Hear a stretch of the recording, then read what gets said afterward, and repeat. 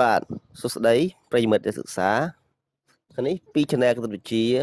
សប្តាហ៍ទាំងអស់គ្នា Math to you សូមនាំជូនដល់លោកអ្នកនៅវីដេអូមួយគឺជាវីដេអូក្នុង Collection Air ដែលនិយាយអំពី recording បាទគឺការថតសំឡេងរូបមន្តបាទអញ្ចឹងយើងមកដល់វីដេអូ R04 ហើយយើងបន្តពី R03 ដែលយើងបញ្ចប់តាំងពីយូរណាស់មកហើយបាទអញ្ចឹងនៅក្នុងនេះខ្ញុំមានពាក្យស្ដីតូចមួយគេថាស្ដាប់ដើម្បីចាំចំណាំគឺដើម្បីចេះបាទអញ្ចឹងយើងទៅដល់35រូបមន្ត Derivation នៃអានុគមដែលជាភាសាអង់គ្លេសគេថា Certified Derivation of Function Formula បាទអញ្ចឹងទី1គឺយើងចែកជា3ផ្នែកទី1គឺផ្នែកតទៅនឹង Derivation នៃអានុគមសនិទាននិងអសនិទានបាទដែលមាន11រូបមន្តអញ្ចឹងរូបមន្តទី1គឺ y ស្មើ c នាំឲ្យ y' ស្មើនឹង0បាទអញ្ចឹង y' តាំងឲ្យ derivative ខ្ញុំនិយាយកាត់អញ្ចឹងគឺ derivative នៃអានុគម y ស្មើ c អញ្ចឹង c នោះគឺជាចំនួនគាត់គឺចំនួនថេណាមួយបាទអញ្ចឹងគេហៅថា derivative នៃលេខណាមួយគឺស្មើ0បាទរូបមន្តទី2គឺបើ y ស្មើនឹង cx នាំឲ្យ y' ស្មើនឹង c បាទរូបមន្តទី3y ស្មើ x សេគុណ n នាំឲ្យ y' ស្មើនឹង n x សេគុណ n ដក1បាទរូបមន្តទី4 y ស្មើ y សេគុណ n នាំឲ្យ y' ស្មើ n y' y សេគុណ n ដក1រូបមន្តទី5 y ស្មើ1លើ x នាំឲ្យ y' ស្មើដក1លើ x ការ៉េរូបមន្តទី6 y ស្មើរឹសការ៉េនៃ x នាំឲ្យ y' ស្មើនឹង1លើ2រឹសការ៉េនៃ x រូបមន្តទី7បាទនេះស្តៀងគ្នាជាមួយនឹងមិញទេអានោះរឹស x នេះរឹសនៃ y បាទរឹសនៃកន្សោប y តាំងកន្សោបណាមួយបាទ y ស្មើនឹងរឹសនៃ y នាំឲ្យ y' ស្មើនឹង y' លើ2រឹសនៃ y បាទអ្វីដែលខុសគឺលើកលរឹសនៃ x គឺលើ1ឯក្រោមរឹសនៃ x ឥឡូវបើសិនជា y គឺលើ y' ឯក្រោមរឹសនៃ y បាទរូបមន្តទី8 Formula 8 y ស្មើនឹង1លើ x សេគុណ n នាំឲ្យ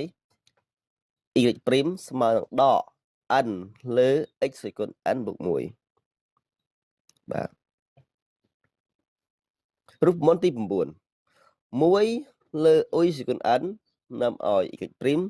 ស្មើដក n y' លើ y សេគុណ n បូក1រូបមន្តទី10 y ស្មើ y v នាំឲ្យបាទ y' ស្មើ y' v បូក v' y រូបមន្តទី11 y ស្មើ y លើ v នាំឲ្យ y' ស្មើ y' v ដក v' y លើ v ការ៉េបាទអញ្ចឹងជាបញ្ចប់រូបមន្តតទៅជាមួយនឹងចំនួនអក្សរទានអានុគមអក្សរទានគុំសន្តានហើយឥឡូវចូលទៅដល់ Derivation នៃអានុគមត្រីកោណមៀតដែលក្នុងនេះគឺយើងមាន20រូបមន្តទាំងដើមទាំងបំបែកបាទចុះរូបមន្តទី1គឺ y ស្មើ sin x នាំឲ្យ y' ស្មើនឹង cos នៃ x បាទចំណែកឯរូបមន្តទី2 y ស្មើនឹង sin y នាំឲ្យ y' ស្មើនឹង y' cos y រូបមន្តទី3 y ស្មើ sin នៃ x on បាទឬក៏ថា sin សេគុណ n នៃ x ចឹងក៏បានជាងតាមខាំឃើញបាទ y' ស្មើ n cos នៃ x sin សេគុណ n ដក1នៃ x រូបមន្តទី4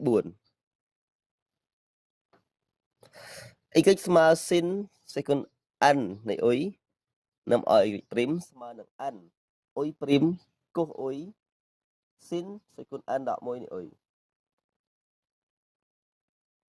រូបមន្តទី5ម្ដង y ស្មើកុស x នាំឲ្យ y'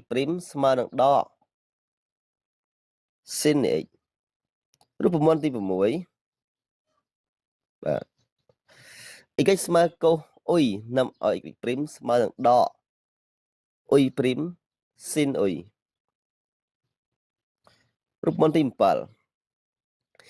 y ស្មើនឹងកុសទ្វេគុណ n នៃ x នាំឲ្យ y' ស្មើដក n sin x កុសទ្វេគុណ n ដក 1 នៃ x រូបមន្តទី8 y ស្មើកុសទ្វេគុណ n នៃ y នាំឲ្យ y' ស្មើដក n y' sin y កុស n ដក 1 នៃ y រូបមន្តទី9 y ស្មើតង់ x នាំឲ្យ y' ស្មើ1បូកតង់ការ៉េ x ហើយក៏ស្មើជាមួយនឹង1លើកុសការ៉េ x ដែររូបមន្តទី10 y ស្មើតង់ y នាំឲ្យ y' ស្មើនឹង y' កតាឲ្យ1បូកតង់ការ៉េ y ហើយក៏ស្មើជាមួយនឹង y' លើកុសការ៉េ y ដែររូបមន្តទី11 y ស្មើកូតង់ x នាំឲ្យ y' ស្មើនឹងដក1លើ sin ការ៉េ x ហើយស្មើជាមួយនឹងដកអក្សរ1បូកកូតង់ការ៉េ x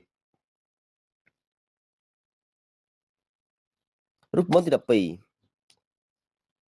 y ស្មើកូតង់ y នាំឲ្យ y' ស្មើដក1លើ sin ការ៉េ y ហើយក៏ស្មើជាមួយនឹងដក y' កតាឲ្យ1បូកកូតង់ការ៉េ y ដែររូបមន្តទី13 y ស្មើអាក sin x នាំឲ្យ y' ស្មើនឹង1លើឫសការ៉េនៃ1ដក y ដក x ការ៉េរូបមន្តទី14 y ស្មើនឹងអាកកុស x នាំឲ្យ y' ស្មើនឹងដក1លើឬការ៉េនៃ1ដក x ការ៉េបាទអញ្ចឹងស្តៀងគ្នាជាមួយនឹង sin អាក sin ដែរអាក sin មិញគឺដូចគ្នាតែខុសតែសញ្ញាដកពីមុខណាបាទរូបមន្តទី15 y ស្មើអាកតង់ x នាំឲ្យ y' ស្មើនឹង1លើ1បូក x ការ៉េបាទរូបមន្តទី16 y ស្មើអាកកូតង់ x នាំឲ្យ y' ស្មើនឹងដក1លើ1បូក x ការ៉េរូបមន្តទី17 y ស្មើអាក sin y នាំឲ្យ y' ស្មើនឹង y' លើឫសនៃ1ដក y ការ៉េអញ្ចឹងស្តៀងគ្នាជាមួយនឹងអាក sin x ដែលអាក sin x 1លើ1ដក x ការ៉េអញ្ចឹងយើងដូរតែភាគយកពី y ទៅជាពី1ទៅជា y' មកហើយ x ទៅជា y បាទរូបមន្តទី18 y ស្មើអាកកុស y នាំឲ្យ y' ស្មើនឹងដក y' លើ1ដក y ការ៉េបាទសំទោសសាថ្មីមិញគឺ y' លើឫសនៃ1ដក y ការ៉េបាទត្រឹមត្រូវរូបមន្តទី19 y ស្មើអាកតង់ y នាំឲ្យ y' ស្មើនឹង y' លើ1បូក y ការ៉េបាទរូបមន្តទី20 y ស្មើអាកកូតង់ x បាទកូតង់ y បាទសំទោសកូតង់ y នាំឲ្យ y' ស្មើនឹងដក y' បាទនេះគឺផ្លេចហើយបាទតាមរូបវីដេអូផ្លេចបាទ y' លើ1បូក y ការ៉េបាទអក្សរ4ទៀតចុងក្រោយគឺទៅនឹងរូបមន្ត expo logarit បាទរូបមន្ត derivative របស់វារូបមន្តទី1គឺ y ស្មើ e សកុន x នាំឲ្យ y' ស្មើនឹង e សកុន x ដដែលបាទរូបមន្តទី2 y ស្មើ e សកុន y នាំឲ្យ y' ស្មើនឹង y' e សកុន y រូបមន្តទី3ទៅនឹង logarit បាទ y ស្មើលននៃ x នាំឲ្យ y' ស្មើនឹង1លើ x រូបមន្តទី4ចុងក្រោយ y ស្មើលននៃ y នាំឲ្យ y' ស្មើនឹង y' លើ y បាទអញ្ចឹងវីដេអូនេះប៉ុណ្ណេះឯងខ្លីៗបាទវាគ្រាន់តែជាការអានប្រព័ន្ធប៉ុណ្ណោះគ្មានការបញ្យល់គ្មានការវិភាគអីច្រើនទេគ្រាន់តែសម្រាប់អ្នកដែលចង់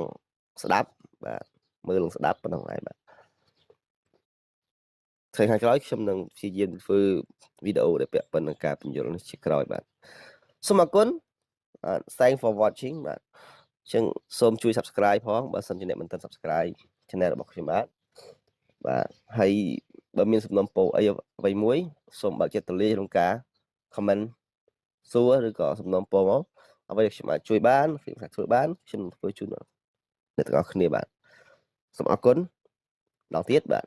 ជួបគ្នានៅវីដេអូក្រោយៗទៀតបាទសូមសំណាងល្អសុខល្អទាំងអស់គ្នា